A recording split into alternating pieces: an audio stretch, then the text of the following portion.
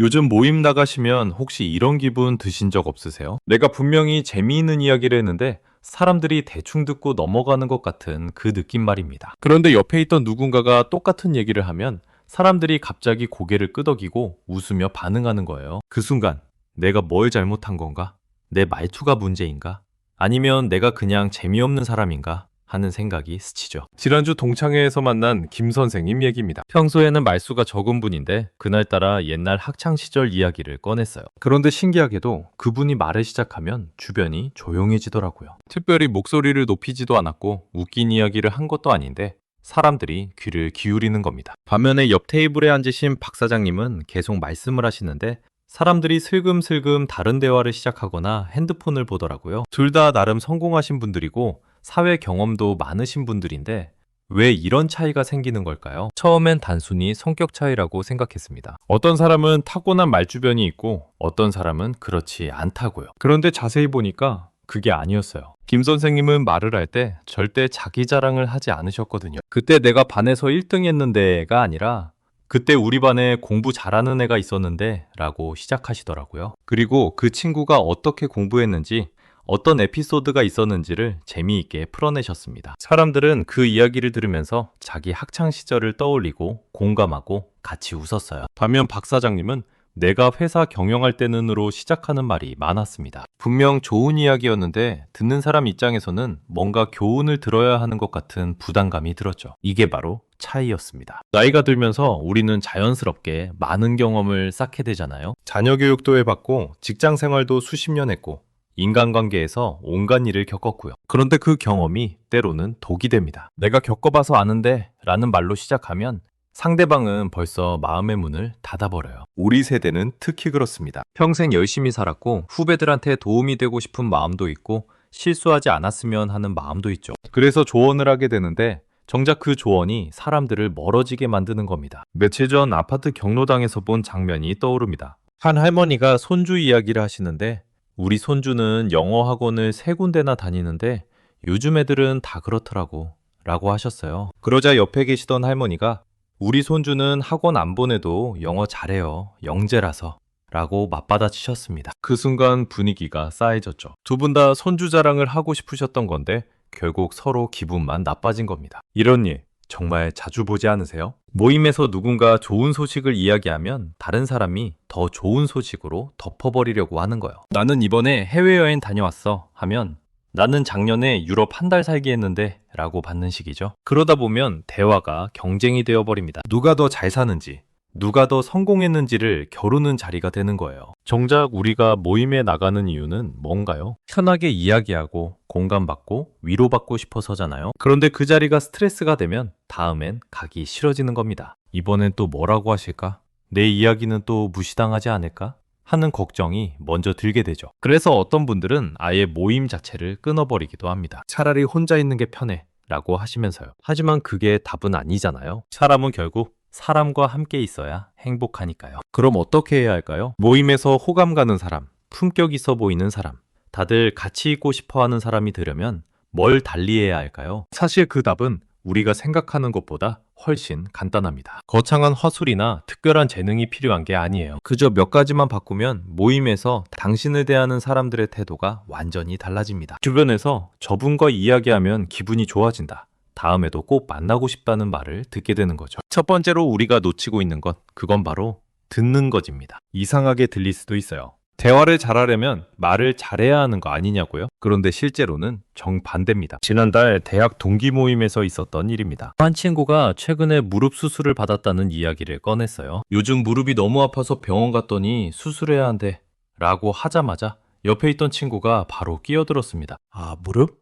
나도 작년에 수술했는데 재활이 진짜 중요해. 나는 재활을 이렇게 저렇게 했거든. 그러면서 자기 이야기를 한참 했어요. 정작 무릎 수술 이야기를 꺼낸 친구는 그냥 가만히 앉아서 고개만 끄덕이고 있더라고요. 표정을 보니까 뭔가 할 말이 더 있는 것 같은데 기회를 잃어버린 겁니다. 그 친구가 진짜 하고 싶었던 말은 수술 자체보다 수술이 무서워서 고민이 든다는 거였을 텐데요. 나이 들어서 전신 마취를 해야 하는데 괜찮을지, 회복이 잘 될지, 혼자 사는데 수술 후에 어떻게 생활할지 그런 걱정을 나누고 싶었을 거예요. 하지만 그 말을 꺼내기도 전에 다른 사람의 경험담으로 대화가 넘어가 버렸죠. 우리는 이런 실수를 정말 자주 합니다. 누군가 입을 열면 그 사람 이야기를 끝까지 듣기보다는 나도 비슷한 경험 있는데를 먼저 떠올리게 되거든요. 그리고는 상대방이 말을 채 끝내기도 전에 자기 이야기를 시작하는 겁니다. 친구가 요즘 아들이 직장을 그만둔 데서 걱정이야 라고 하면 우리 아들도 작년에 그랬어. 그래서 내가 이렇게 조언했더니 라고 바로 받아치죠. 마트에서 우연히 만난 이웃 할머니가 남편이 요즘 건강이 안 좋아서 라고 말씀하시면 우리 남편도 그래요. 병원은 어디 다니세요? 라며 바로 자기 이야기로 돌리는 거예요. 겉으로 보면 공감하는 것 같지만 사실은 상대방의 이야기를 가로채는 겁니다. 왜 이렇게 될까요? 나쁜 의도가 있어서가 아닙니다. 오히려 도움이 되고 싶은 마음에서죠. 나도 그런 적 있으니까 내 경험을 들려주면 도움이 되겠지 하는 생각이에요. 하지만 상대방 입장에서는 다릅니다. 자기 이야기를 하려고 용기 내서 입을 열었는데 채다 말하기도 전에 화제가 바뀌어버리면 어떤 기분이 들까요? 내 이야기는 별로 중요하지 않구나. 굳이 말할 필요가 없었네. 하는 생각이 드는 거죠. 교회 봉사 모임에서 본 정 집사님이 떠오릅니다. 그분은 말수가 특별히 많은 편이 아니에요. 그런데 사람들이 그분한테 이야기하는 걸 좋아합니다. 왜 그런가 봤더니 그분은 상대방이 말할 때 정말 집중해서 듣거든요. 핸드폰도 안 보고 다른 데 눈을 돌리지도 않고 그냥 그 사람만 바라보면서 듣는 겁니다. 그리고 중간중간 그래서요? 그 다음엔 어떻게 됐어요? 라고 물어봐요. 자기 이야기는 거의 안 하는데 사람들이 그분과 이야기하고 나면 기분이 좋아진다고 하더라고요. 정 집사님한테 이야기하면 속이 시원해진다는 말을 자주 듣는 겁니다. 반대로 김 권사님은 항상 바쁘게 움직이시면서 이야기를 들으세요. 설거지하면서 듣고 청소하면서 듣고 뭔가 정리하면서 듣는 거예요. 그러다 보면 자연스럽게 대화가 끊기고 이야기하던 사람도 괜히 얘기했나 싶어서 말을 줄이게 됩니다. 김 권사님은 나름 열심히 듣는 건데 정작 상대방은 그렇게 느끼지 못하는 거죠. 이게 바로 들어주는 것과 듣고 있는 것의 차이입니다. 귀로는 듣고 있어도 마음으로 들어주지 않으면 상대방은 알아. 눈빛만 봐도 고갯짓만 봐도 진짜 듣고 있는지 아니면 그냥 차례를 기다리는 건지 느껴지거든요. 우리 나이가 되면 자연스럽게 내가 더 많이 한다는 생각을 하게 됩니다. 실제로도 그렇죠. 살아온 세월이 있고 겪어본 일이 많으니까요. 그런데 그게 함정입니다. 상대방 이야기를 듣다가도 나도 알아 하는 순간 귀를 닫아버리는 거예요. 머릿속으론 이미 결론을 내리고 뭐라고 조언할지를 생각하기 시작하죠. 상대방은 아직 말하는 중인데 우리는 이미 다음 차례를 준비하고 있는 겁니다. 얼마 전 헬스장 탈의실에서 들었던 대화가 생각나네요. 한 분이 요즘 며느리 때문에 스트레스가 심해 라고 하시니까 옆에서 바로 며느리가 원래 그래요. 우리 며느리도 처음엔 이라고 시작하시더라고요. 며느리 이야기를 꺼낸 분은 뭐라고 더 말씀하실 틈도 없이 그냥 듣기만 하셨어요. 나중에 그분 표정을 보니까 좀 서운해 보이더라고요. 본인이 겪는 구체적인 상황을 이야기하고 싶으셨을 텐데 기회를 잃어버린 거죠. 두 번째 문제는 조언입니다. 우리는 조언하는 걸 너무 좋아해요. 특히 나이가 들수록 더 그렇습니다. 누군가 고민을 이야기하면 자동으로 해결책을 제시하려고 하죠. 그건 이렇게 하면 돼. 내 생각엔 이게 답이야. 하면서요. 그런데 대부분의 경우 상대방은 해결책을 원하는 게 아닙니다. 그냥 들어주기를 바라는 거예요. 공감받고 위로받고 네 마음 충분히 이해해 하는 말을 듣고 싶은 겁니다. 직장 동료였던 최 부장님 이야기입니다. 정년 퇴직하고 나서 한동안 힘들어 하셨어요. 갑자기 할 일이 없어지니까 우울하고 집에만 있으니까 답답하고요. 그 이야기를 모임에서 하셨는데 사람들 반응이 가지각색이었습니다. 어떤 분은 등산 다녀봐요. 나는 등산하면서 극복했어요. 라고 하셨고 다른 분은 자원봉사 해보세요. 보람 있어요. 라고 하셨어요. 또 어떤 분은 손주 봐주면서 시간 보내면 돼요. 라고 조언하셨죠. 다들 좋은 의도로 말씀하신 건데 최 부장님 표정은 점점 어두워지더라고요. 나중에 따로 물어봤더니 다들 해결책만 이야기하는데 사실 난 그냥 이 답답한 마음을 이해받고 싶었을 뿐이라고 하시더라고요. 정년퇴직의 허무함, 쓸모 없어진 것 같은 기분 그런 감정들을 공감받고 싶었던 건데 조언만 잔뜩 듣고 나니까 오히려 더 외로워진 거예요. 그렇다면 우리가 말을 할 때는 어떻게 해야 할까요? 듣기만 하고 있을 수는 없잖아요. 대화라는 게 결국 주고받는 거니까 내 이야기도 해야 하는데 말입니다. 여기서 중요한 건 어떻게 말하느냐예요. 같은 이야기라도 어떻게 풀어내느냐에 따라 사람들 반응이 완전히 달라지거든요. 지난주 아파트 부녀회 모임에서 본 장면입니다. 이 회장님이라는 분이 최근에 손자가 명문대에 합격했다는 소식을 전하셨어요. 우리 손자가 이번에 서울대 붙었어요. 라고 하시면서 요즘 애들 경쟁이 얼마나 치열한데 우리 손자는 학원도 별로 안 다니고 혼자 공부했거든요. 라고 덧붙이셨습니다. 그 순간 분위기가 묘하게 가라앉더라고요. 축하한다는 말은 나왔지만 진심으로 기뻐하는 사람은 별로 없어 보였어요. 왜냐하면 그 말 속에 우리 손자는 특별하다는 뉘앙스가 들어있었거든. 그런데 같은 모임에서 박총무님도 비슷한 소식이 있으셨어요. 손녀가 좋은 직장에 취직했다고요? 그분은 이렇게 말씀하셨습니다. 우리 손녀가 운 좋게 취직했어요. 요즘 취업이 얼마나 어려운데 정말 다행이에요. 면접 보러 다닐 때 얼마나 떨었는지 몰라요. 같은 좋은 소식인데 분위기는 완전히 달랐습니다. 사람들이 진심으로 축하해줬고 정말 잘 됐네요. 손녀분 얼마나 기쁘시겠어요? 하면서 같이 기뻐해줬거든요. 차이가 뭘까요? 이 회장님은 자랑을 하셨고 박총무님은 기쁨을 나눴던 겁니다. 자랑은 나를 드러내는 거예요. 내가 얼마나 잘났는지, 내 가족이 얼마나 훌륭한지를 보여주려는 거죠. 반면에 기쁨을 나누는 건 우리를 만드는 겁니다. 좋은 일이 생겼으니 함께 기뻐하자는 거예요. 그러면서도 겸손하게 운이 좋았다고 감사하다고 표현하는 것. 우리 나이 들면 자랑할 게 많아집니다. 자식도 다 키웠고 손주도 있고 재산도 어느 정도 모았고 경력도 쌓였고요. 그런데 그걸 어떻게 말하느냐가 중요해요. 우리 아들이 대기업 다녀 라고 할 수도 있고 아들이 직장 생활하는데 요즘 야근이 많아서 걱정이야 라고 할 수도 있거든요. 전자는 자랑이지만 후자는 일상적인 대화입니다. 듣는 사람 입장에서도 전자는 부담스럽지만 후자는 공감할 수 있죠. 우리 아들도 야근 많아요. 직장 생활이 참 힘들죠 하면서 자연스럽게 대화가 이어지는 겁니다. 며칠 전 등산 모임에서 들은 대화도 비슷했어요. 한 분이 나 이번에 유럽 여행 다녀왔어. 한 달 동안 6나라 돌았거든 이라고 하셨는데 사람들 반응이 시큰둥했습니다. 그런데 다른 분은 지난달에 제주도 다녀왔는데 날씨가 너무 좋더라고. 혹시 제주도 가보신 분 있어요? 추천할 만한 맛집 있으면 알려주세요 라고 하셨어요. 그러니까 여기저기서 나는 거기 가봤는데 이 식당 진짜 맛있어요 하면서 대화가 활발해지더라고요. 같은 여행 이야기인데 하나는 나 이만큼 다녀왔다는 과시고 다른 하나는 같이 이야기 나눠요 라는 초대였던 거예요. 이게 참 묘합니다. 우리는 좋은 걸 경험하면 남들한테 이야기하고 싶잖아요. 맛있는 음식 먹었으면 자랑하고 싶고 좋은 데 다녀왔으면 사진 보여주고 싶고요. 그게 자연스러운 감정이에요. 문제는 그 방식입니다. 봐, 나 이런 거 해봤어 하면 듣는 사람은 위축되는 거예요. 특히 비슷한 경험이 없는 사람은 나는 그런 거 못 해봤는데 하면서 소외감을 느끼죠. 하지만 이런 게 좋더라고요. 혹시 비슷한 경험 있으세요? 하면 대화가 열립니다. 경험이 있는 사람도 끼어들 수 있고 없는 사람도 궁금해하면서 질문할 수 있거든요. 성당 성경 공부 모임에 나가시는 한 할머니 말씀이 기억나네요. 나는 자식 자랑 안 해. 대신 자식 걱정은 해. 그러면 사람들이 같이 걱정해주고 조언도 해주고 오히려 대화가 잘 돼. 정말 현명한 말씀이죠. 자랑은 벽을 만들지만 걱정은 다리를 놓는 겁니다. 우리 아들이 의사야 라고 하면 거기서 끝이지만 우리 아들이 의사인데 일이 너무 힘들다고 하네요 라고 하면 우리 며느리도 간호사인데 힘들어해요. 의료계가 요즘 정말 힘들죠? 하면서 대화가 이어지는 거예요. 또 하나 중요한 게 있습니다. 바로 상대방을 주인공으로 만들어주는 겁니다. 이게 무슨 말이냐면 대화할 때 내가 중심에 서는 게 아니라 상대방을 중심에 세워주는 거예요. 예를 들어 볼게요. 친구가 요즘 손주 돌보느라 힘들어 라고 하면 어떻게 반응하시겠어요?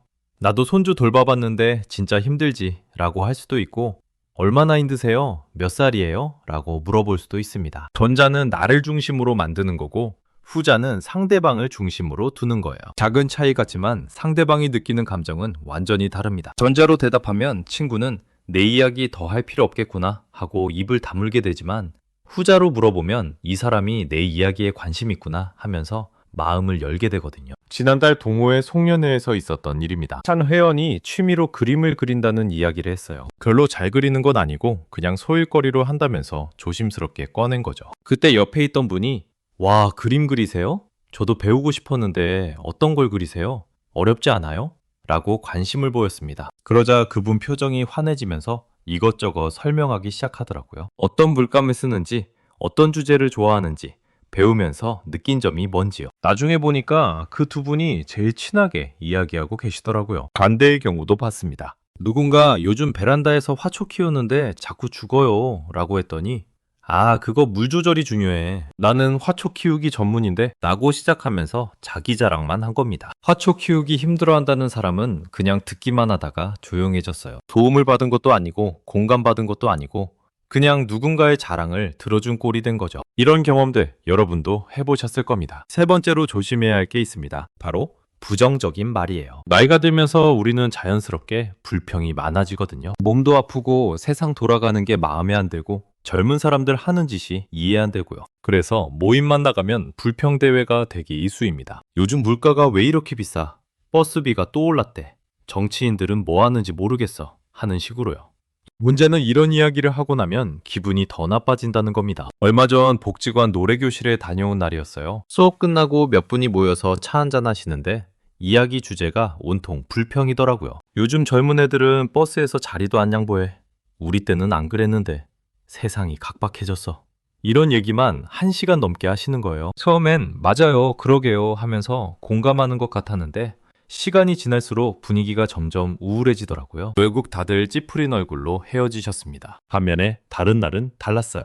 같은 멤버들이 모였는데 한 분이 오늘 수업 때 배운 노래 참 좋았죠? 하면서 흥얼거리셨거든요. 그러니까 다들 맞아요, 그 노래 옛날 생각나서 좋았어요 하면서 추억 이야기를 나누기 시작했습니다. 첫사랑 이야기도 나오고 젊었을 때 즐겨 듣던 음악 이야기도 나오고요. 같은 시간을 보냈는데 헤어질 때 표정이 완전히 달랐어요. 다들 웃으면서 다음 주에 또 만나요 하셨으니까 이게 바로 말의 힘입니다. 부정적인 말은 부정적인 에너지를 만들고 긍정적인 말은 긍정적인 에너지를 만드는 거예요. 그런데 우리는 자꾸만 부정적인 쪽으로 흘러가요. 왜냐하면 불평하는 게 더 쉽거든요. 좋은 것보다 나쁜 게 눈에 더 잘 띄고 감사한 것보다 불만스러운 게 먼저 떠오르니까요. 특히 우리 세대는 더 그렇습니다. 평생 어렵게 살아왔고 고생 많이 했고 참고 견딘 게 많잖아요. 그러다 보니 자연스럽게 나는 이렇게 힘들게 살았는데 라는 말이 나오는 겁니다. 그리고 요즘 세상과 비교하게 되죠. 요즘 애들은 좋겠어. 우리 때는 이런 것도 없었는데 하면서요. 지난주 경로당에서 본 장면이 떠오릅니다. 한 할아버지가 손주가 용돈을 더 달라고 했다는 이야기를 하셨어요.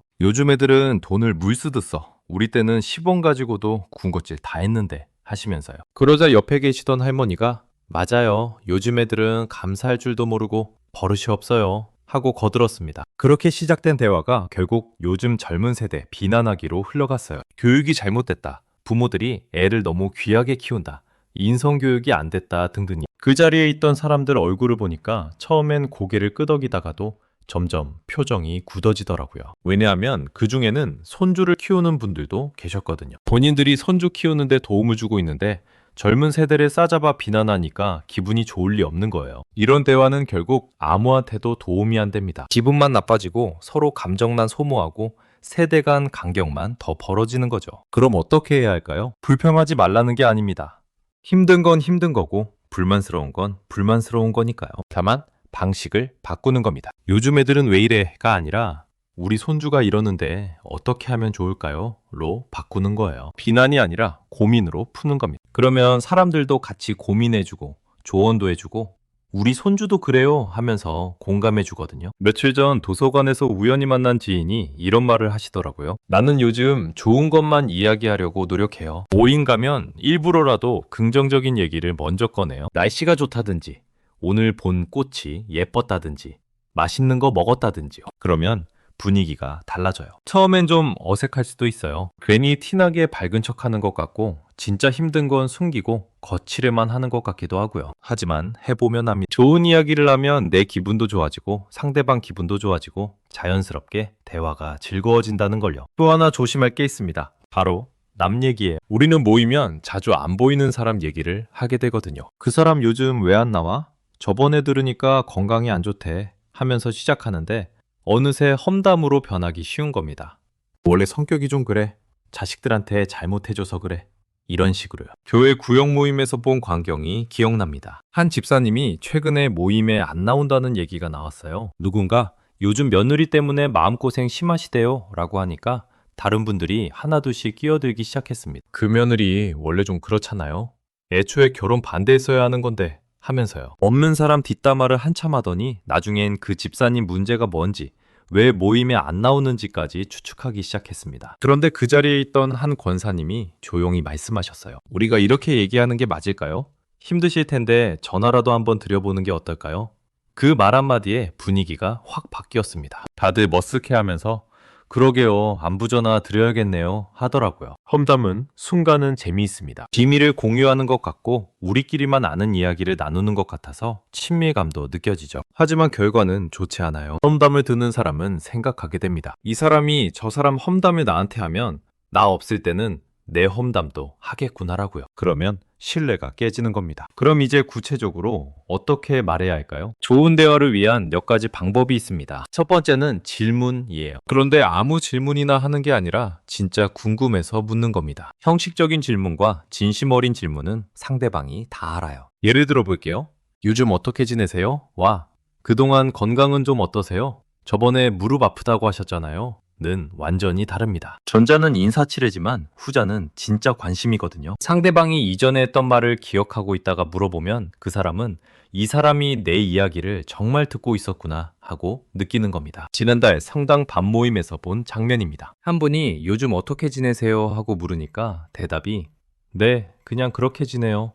한마디로 끝났어요. 별로 할 말이 없는 거죠. 그런데 다른 분이 저번에 따님이 직장 옮긴다고 하셨잖아요. 어떻게 됐어요? 하고 물으니까 표정이 환해지면서 이것저것 이야기하기 시작하더라고요. 새 직장이 어떤지, 출퇴근은 괜찮은지, 딸이 적응은 잘하는지요. 같은 질문인데 하나는 대화를 막고 다른 하나는 대화를 여는 겁니다. 질문할 때 또 하나 중요한 건 열린 질문을 하는 거예요. 네, 아니오로만 대답할 수 있는 질문 말고 상대방이 자기 생각을 펼쳐놓을 수 있는 질문을 하는 겁니다. 손주 보는 거 힘드시죠? 라고 물으면 네, 한마디로 끝나지만 손주 보면서 제일 힘든 게 뭐예요? 라고 물으면 이야기가 이어지거든요. 며칠 전 헬스장에서 옆에 계신 분께 운동 자주 오세요? 라고 물었더니 네, 라고만 하시더라고요. 그래서 저도 요즘 운동 시작했는데 어떤 운동이 제일 좋으세요? 라고 다시 물었어요. 그러니까 나는 요가가 좋더라고요. 유연성도 좋아지고 하면서 이야기를 시작하시는 겁니다. 그렇게 대화가 열리면서 서로 운동 정보도 나누고 나중엔 같이 운동하는 사이가 됐어요. 두 번째는 칭찬입니다.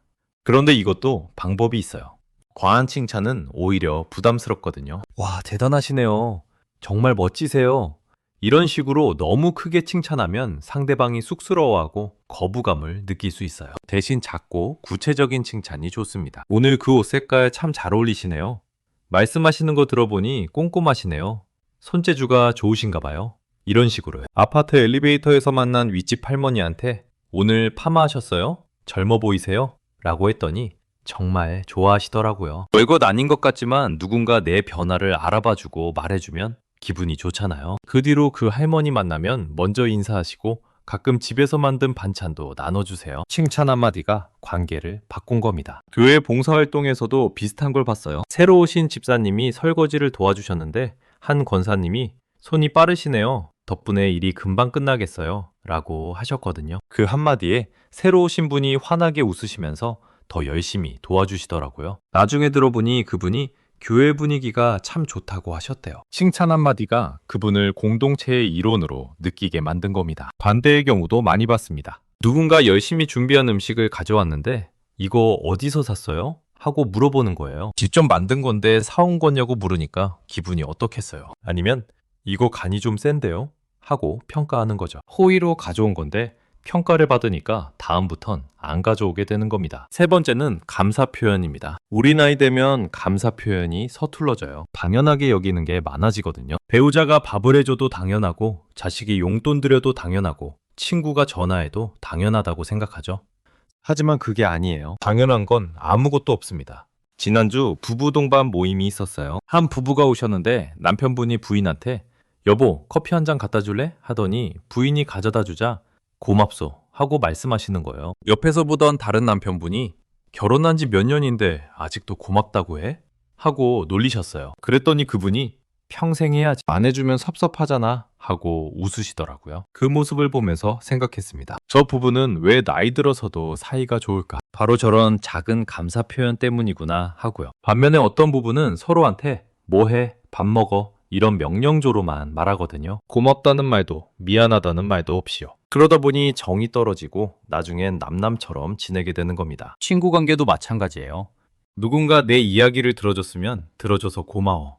조언을 해줬으면 좋은 말씀 감사해요. 하고 표현하는 게 중요합니다. 작년에 힘든 일이 있었을 때 친구가 전화해서 한참 이야기를 들어줬어요. 그때 정말 고마워. 네 덕분에 마음이 한결 나아졌어. 하고 말했더니 그 친구가 별 말씀을, 힘들 땐 서로 의지해야지 하더라고요. 그 후로 우리 사이가 더 돈독해졌습니다. 힘들 때 찾을 수 있는 친구, 서로 고마워할 줄 아는 친구가 된 거예요. 복지관에서 만난 한 할아버지 말씀이 기억납니다. 나는 하루에 고맙다는 말을 최소한 5번은 하려고 해요. 버스 기사님한테도, 식당 직원한테도, 아내한테도요. 그러면 하루가 참 기분 좋게 지나가더라고요. 정말 맞는 말씀이에요. 감사 표현은 남한테만 좋은 게 아니라 나한테도 좋거든요. 고맙다고 말하면 내 마음도 따뜻해지고 세상이 좀 더 살만하게 느껴지니까요. 그런데 이 모든 걸 알아도 실제로 하는 건 쉽지 않습니다. 평생 익숙하게 해온 말투를 갑자기 바꾸기란 어려운 일이거든요. 오늘부터 듣기만 하고 칭찬만 하고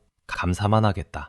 이렇게 결심한다고 되는 게 아니에요. 며칠은 잘하다가도 어느새 옛날 습관으로 돌아가기 일쑤죠. 지난달 독서 모임에서 만난 윤 선생님 이야기입니다. 그분이 나도 말 조심하려고 노력하는데 자꾸 실수하게 돼요. 어제도 친구가 아들 취직 이야기를 하는데 듣다가 자동으로 우리 아들도 작년에 하고 끼어들었어요. 나중에 생각해보니 또 그랬구나 싶어서 후회됐죠. 라고 하시더라고요. 정말 공감이 됐습니다. 저도 비슷한 경험이 많거든요. 누군가 이야기할 때 가만히 듣고 있다가도 어느새 제 경험을 늘어놓고 있는 저를 발견하곤 해요. 그럼 어떻게 해야 할까요? 완벽할 순 없습니다. 하지만 조금씩 나아질 순 있어요. 제가 요즘 하는 방법이 있는데 말하기 전에 잠깐 멈추는 겁니다. 뭔가 말하고 싶은 게 떠오르면 바로 내뱉지 말고 속으로 한번 되새겨보는 거예요. 이 말이 지금 필요한가? 이 말을 하면 상대방이 기분 좋아할까? 하고요. 그렇게 한 박자 쉬면 불필요한 말을 줄일 수 있더라고요. 교회 구역장이신 이 집사님도 비슷한 얘기를 하셨어요. 나는 말하기 전에 숫자 3을 센다고. 하나, 둘, 셋. 세는 동안 내가 지금 하려는 말이 정말 필요한 말인지 생각해 본다는 겁니다. 그러면 쓸데없는 조언, 남 험담, 자기 자랑이 많이 걸러진다고 하시더라고요. 실제로 해보니까 효과가 있었습니다. 누군가 요즘 다이어트 하는데 잘 안 돼요 라고 하면 예전 같으면 바로 운동해야지, 나는 이렇게 해서 살 뺐는데 라고 했을 거예요. 그런데 3초만 생각해보면 저 사람이 원하는 게 조언일까 아니면 그냥 힘든 마음을 들어주는 걸까 하는 생각이 들거든요. 그래서 많이 힘드시겠어요. 다이어트 정말 어렵죠? 라고 먼저 공감해주는 겁니다. 그러면 상대방이 더 편하게 이야기하고 필요하면 조언을 요청하기도 해요. 또 하나 중요한 게 있습니다. 바로 실수를 인정하는 것이에요. 아까 말했듯이 우리는 완벽할 수 없어요. 듣겠다고 다짐해도 어느새 내 이야기를 하고 있고 칭찬하겠다고 마음먹어도 평가하는 말이 튀어나오죠. 그럴 때 중요한 건 인정하는 겁니다. 아, 미안해요. 제가 또 끼어들었네요. 계속 이야기해보세요. 라고요. 지난주 산책 모임에서 있었던 일입니다. 한 분이 손주 육아 이야기를 하시는데 제가 듣다가 요즘 애들은 너무 과보호하는 것 같아요 라고 말했어요. 그 순간 그분 표정이 굳어지는 게 보였죠. 제 말이 그분을 평가하는 것처럼 들렸던 겁니다. 바로 죄송해요. 제가 생각 없이 말했네요. 손주 키우시느라 정말 애쓰시는 거 아는데 하고 사과했어요. 그러니까 그분도 웃으시면서 괜찮아요. 사실 저도 과보호인가 고민될 때가 있거든요. 하시더라고요. 실수를 인정하니까 오히려 관계가 더 가까워진 겁니다. 우리 세대는 특히 사과하는 게 어렵습니다. 내가 나이도 많은데 왜 사과를 해야 하나? 내가 틀렸나? 하는 생각이 들거든요. 하지만 나이가 많다고 해서 실수 안 하는 건 아니잖아요. 오히려 먼저 사과하고 인정하는 모습이 더 품격 있어 보이는 겁니다. 복지관에서 만난 최 선생님이 이런 말씀을 하시더라고요. 나는 잘못했으면 바로 사과해요. 상대가 손주뻘이어도요. 그러면 젊은 사람들이 오히려 나를 더 존중하더라고요. 정말 맞는 말씀이에요. 잘못을 인정하는 게 약한 게 아니라 오히려 강한 거거든요. 자기 자존심을 내려놓을 수 있는 사람이 진짜 성숙한 사람이니까요. 그렇다면 품격 있는 사람, 호감 가는 사람의 본질은 뭘까요? 화려한 말솜씨도 아니고 많은 지식도 아니에요. 바로 배려입니다. 상대방을 생각하는 마음이죠. 내가 이 말을 하면 저 사람이 어떤 기분일까? 내가 이렇게 행동하면 분위기가 어떻게 될까? 이걸 먼저 생각하는 겁니다. 며칠 전 아파트 관리사무소 앞에서 본 장면입니다. 한 할머니가 택배를 받으러 오셨는데 짐이 많고 무거워 보였어요. 옆에 계시던 할아버지가 제가 들어드릴까요? 무거워 보이는데요? 하고 말씀하셨죠. 할머니가 괜찮아요 라고 하셨는데도 그 할아버지는 엘리베이터까지만이라도 들어드릴게요 하면서 도와주셨어요. 별것 아닌 것 같지만 그게 배려입니다. 상대방이 힘들어 보이면 도와주고 불편해 보이면 챙겨주고 외로워 보이면 말을 걸어주는 거예요. 모임에서도 마찬가지예요. 혼자 있는 사람이 보이면 여기 오세요, 같이 앉아요 하고 자리를 만들어주고, 말이 없는 사람한테 님 생각은 어떠세요? 하고 기회를 주는 겁니다. 새로운 사람이 어색해하면 처음이세요?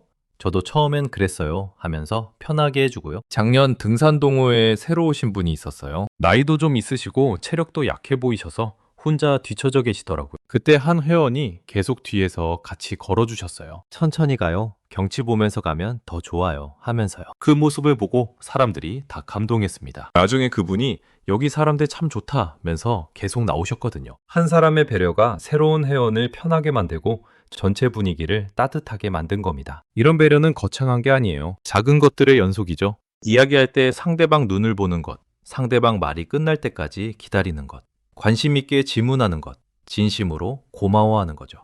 이런 작은 행동들이 쌓이면 사람들은 당신을 편한 사람, 좋은 사람으로 기억하게 됩니다. 혹시 이런 생각 해보신 적 없으세요? 나이 들어서 정말 소중한 게 뭘까요? 돈도 중요하고 건강도 중요하지만 결국은 사람이잖아요. 같이 차 한잔 마시면서 이야기 나눌 사람, 힘들 때 전화할 수 있는 사람, 그냥 옆에 있어도 편한 사람 말입니다. 젊었을 때는 몰랐어요. 바쁘게 살다 보니까 관계가 자동으로 유지되는 줄 알았죠. 직장 동료도 있고 동네 사람들도 있고 아이들 학부모 모임도 있고 해서 혼자라는 생각을 안 했거든요. 그런데 나이 들고 보니까 아닙니다. 직장 그만두면 동료는 연락 끊기고, 아이들 독립하면 학부모 친구도 만날 일이 없어지고, 이사 가면 동네 사람들과도 멀어지죠. 그렇게 하나둘씩 관계가 정리되다 보면 진짜 남는 사람이 얼마나 될까요? 지난해 남편을 먼저 보낸 박교사님 이야기가 떠오릅니다. 장례식 때는 사람이 많았대요. 친척도 오고 옛날 직장 사람들도 오고 이웃들도 왔죠. 그런데 49제 지나고 나니까 연락하는 사람이 확 줄었다고 하시더라고요. 처음 몇 달은 가끔 전화가 왔는데 시간이 지나면서 그것마저 뜸해졌대요. 다들 바쁘니까 어쩔 수 없지 하시면서도 목소리에 외로움이 묻어났습니다. 그러다가 요즘은 복지관 프로그램에 나가신대요. 거기서 만난 몇 분과 가까워지셨는데 이분들이 있어서 버틴다고 하시더라고요. 같이 점심 먹고 수다 떨고 가끔 영화도 보러 가는 그런 사람들이요. 별거 아닌 것 같지만 그게 삶의 이유가 되는 겁니다. 오늘 만날 사람이 있다는 것, 나를 기다리는 사람이 있다는 것, 내 이야기를 들어줄 사람이 있다는 것이요.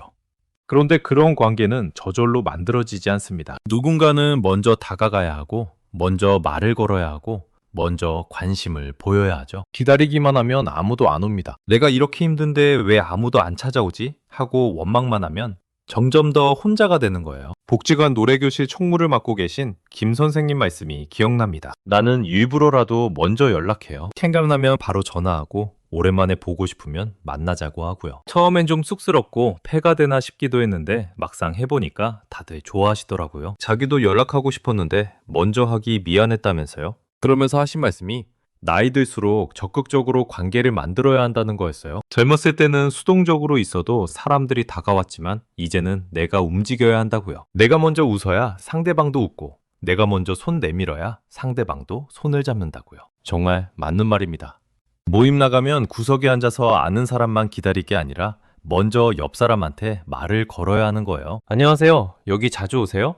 한마디면 됩니다. 그렇게 시작하면 대화가 이어지고 몇 번 보다 보면 아는 사이가 되고 나중엔 친구가 되는 거죠. 며칠 전 성당 미사 끝나고 문득 생각했습니다. 매주 미사 드리러 오는데 정작 같이 미사 드리는 사람들과는 인사만 하고 헤어지는구나 하고요. 그래서 용기 내서 옆에 앉으신 분께 말을 걸었어요. 안녕하세요. 저는 이본당 다닌 지 얼마 안 됐는데요.